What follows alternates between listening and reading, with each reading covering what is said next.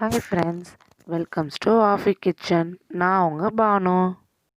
இன்றைக்கி நம்ம சேனலில் வந்து சிக்கன் பிரியாணி எப்படி செய்கிறதுன்னு பார்க்கலாம். வாங்க வீடியோக்குள்ளே போகலாம். ஃபஸ்ட்டு அடுப்பில் ஒரு பாத்திரத்தை வச்சு ஆயில் ஊற்றிக்கலாம்.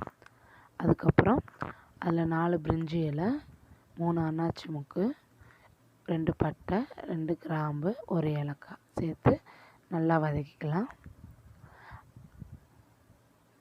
நான் 4 பெரிய வெங்காயம் வெட்டி எடுத்து வச்சுருக்கேன். 4 பெரிய வெங்காயம், 4 பச்சை மிளகாய், அதை வந்து நம்ம இப்போ ஆட் பண்ணிக்கலாம். ஆட் பண்ணிவிட்டு வெங்காயம் நல்லா வதங்கணும்.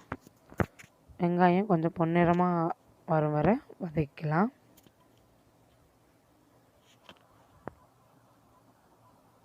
வெங்காயம் ஓரளவு வதங்கினோடனே நான் வந்து சின்ன வெங்காயம் ஒரு 10 சின்ன வெங்காயம் அரைச்சி எடுத்து வச்சுருக்கேன், அதை சேர்த்துக்கலாம்.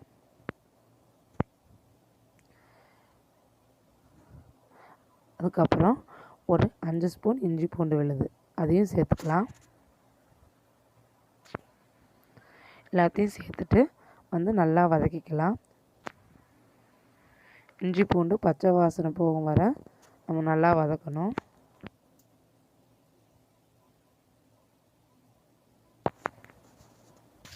அதுக்கப்புறம் நம்ம கொத்தமல்லி புதினா ஆட் பண்ணிக்கலாம். கொத்தமல்லி புதினா ஆட் பண்ணிவிட்டு நல்லா வதக்கலாம்.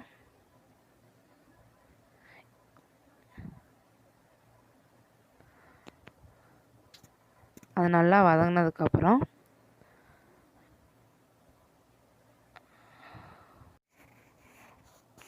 நான் வந்து ஒரு 1/2 கிலோ தக்காளி பக்கம் வெட்டி எடுத்து வச்சுருக்கேன். அந்த 1/2 கிலோ தக்காளியை வந்து நம்ம சேர்த்துக்கலாம். தக்காளி வதங்கறதுக்கு கொஞ்சம் உப்பு சேர்த்துருக்கேன். உப்பு போட்டு தக்காளி நல்லா வந்து வதக்கலாம்.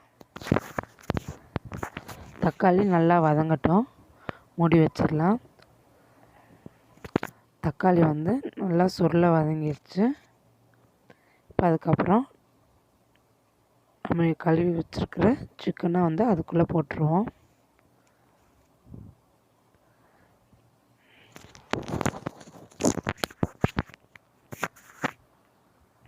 சிக்கனை சேர்த்தோடனே நம்ம நல்லா அதை வந்து கிளறி விட்டுக்கணும்.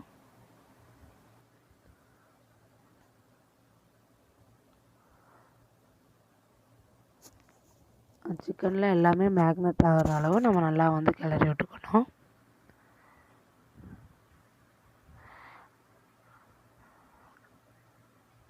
அதுக்கப்புறம் 1/2 டீஸ்பூன் மஞ்சள்தூள், 2 டீஸ்பூன் மிளகாய்த்தூள்,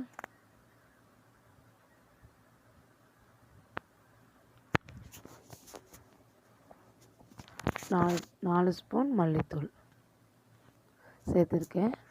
இதெல்லாம் வந்து நான் 2 கிலோ அரிசிக்கு தகுந்த அளவு சொல்கிறேன். காரம் உங்களுக்கு அதிகமாக வேணும்னா நீங்கள் அதிகமாக சேர்த்துக்கலாம், கம்மியாக வேணும்னா கம்மியாக சேர்த்துக்கலாம்.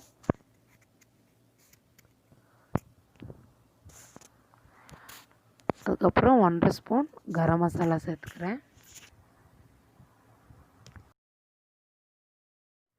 நல்லா கிளறி விட்டு மூடி வச்சுருங்க. ஒரு 10 நிமிஷம் கழித்து திறந்து பார்த்தோம்னா நல்லா அந்த கிரேவியோட சிக்கன் எல்லாம் வந்து நல்லா கலந்துருக்கும். இப்போ நம்ம பிரியாணிக்கு தேவையான உப்பு சேர்த்துக்கிறோம். உப்பு சேர்த்துட்டு நல்லா அதை வந்து கிளறி விட்டுருங்க.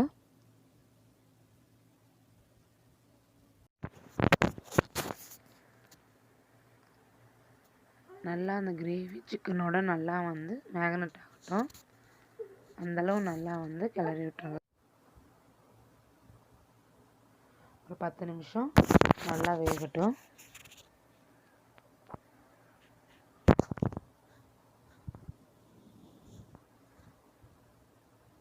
இந்தளவு எண்ணெய் மேலே நம்ம ஊற்றின எண்ணெய் நம்ம கிரேவிக்கு மேலே வரணும். அப்போ தான் வந்து அந்த பிரியாணி மசாலா வந்து நம்மளுக்கு கரெக்டாக ரெடியாக இருக்குதுன்னு சொல்லிட்டு அர்த்தம். பார்த்தாவே உங்களுக்கு தெரியும். இப்போ வந்து நான் 1 கப் தயிர் சேர்த்துக்கிறேன். தயிர் சேர்த்துட்டு அதை நல்லா கிளறி விட்டுக்கோங்க. இப்போ வந்து நான் 2 கிலோ அரிசி எடுத்திருக்கேன். நான் வந்து அரிசியை வந்து டம்ளர் அளவில் எடுத்திருக்கேன். இப்போ நான் 10 டம்ளர் அரிசி எடுத்திருக்கேன். அதில் வந்து 15 டம்ளர் தண்ணி சேர்த்துக்கணும். அதே மாதிரி நீங்கள் 1 டம்ளர் அரிசி எடுத்திங்கன்னா 1.5 டம்ளர் தண்ணி, அந்த மாதிரி அளவு வச்சுக்கோங்க.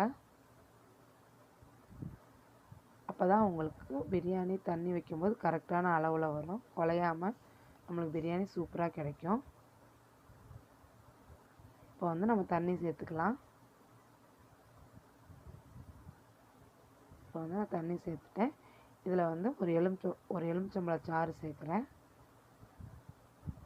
இப்போ வந்து தண்ணி நல்லா கொதிச்சோடனே நான் வந்து ஊற வச்சுருந்த அரிசியை வந்து அதில் சேர்த்துக்கிறேன். அரிசியை சேர்த்து நல்லா கிளறி விட்ருங்க. அரிசியை சேர்த்ததுக்கப்புறம் நம்ம சும்மா கிளறி விடக்கூடாது.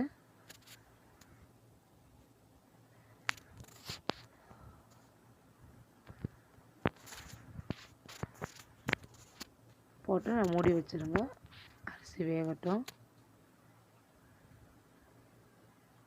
வந்து முக்கால்வாசி நம்மளுக்கு வந்து பிரியாணி ரெடி ஆயிடுச்சு.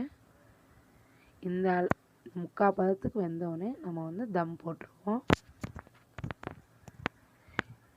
இப்போ வந்து நம்ம முக்கால்வாசி வந்து பிரியாணிக்கு மேலே ஒரு வாழை இலையை வச்சு மூடுறோம்.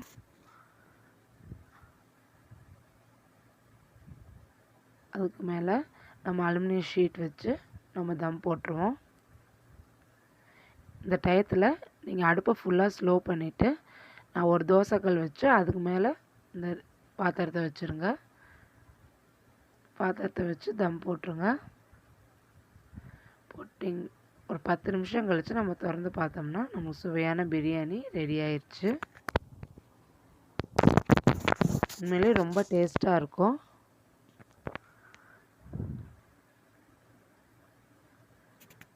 கண்டிப்பாக நீங்களும் ட்ரை பண்ணி பார்த்துட்டு எப்படி இருந்துச்சுன்னு சொல்லிட்டு கீழே கமெண்ட் பண்ணுங்கள்.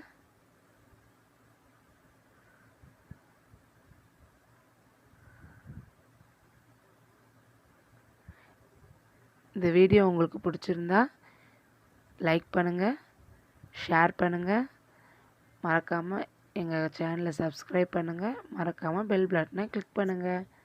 ஓகே, பாய்.